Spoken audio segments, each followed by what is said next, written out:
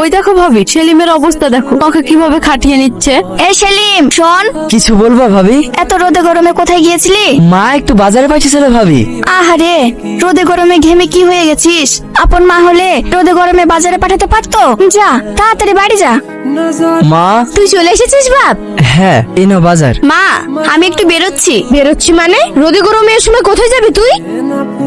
ওগো, বুড়ি বলছে আজ বিরিয়ানি খাবে। কাজ থেকে আসার সময় ওর জন্য 1 প্লেট বিরিয়ানি নিয়ে এসো তো। মা, আমার না মাংস খেতে খুব ইচ্ছা করছে। এ ভাই, তোর জন্য বিরিয়ানি আনতে বলবো? না। যা বাবা, ভাইয়ের আবার কি হলো কি জানি। আমি কি কিছু বুঝি না? আমি সৎ ছেলে বলে আমার কোনো কদরই নেই, আর নিজের মেয়ের বেলায় ষোলো না। না, আমি আর এখানে থাকবো না। সেলিম, চল খেয়ে নিবি। আমি খাবো না, তোমরা খেয়ে নাও। খাবি না মানে? না খেয়ে শুয়ে পড়বি নাকি? খাবো না বললাম তো, শুনতে পাও না? যাও। কি গো, বাবু আসলো না?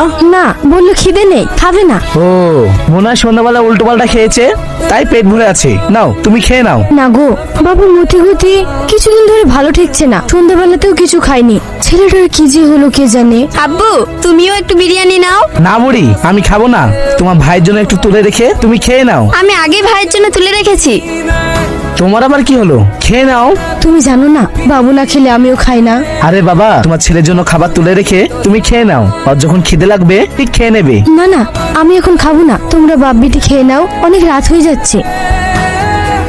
কি হলো? এইভাবে আর কতক্ষণ দাঁড়িয়ে থাকবে? কিছু তো বলো। তোমাকে একটা কথা বলবো? হ্যাঁ বলো। তুমি আমায় বিয়ে করবে? এমন করে বলছো কেন?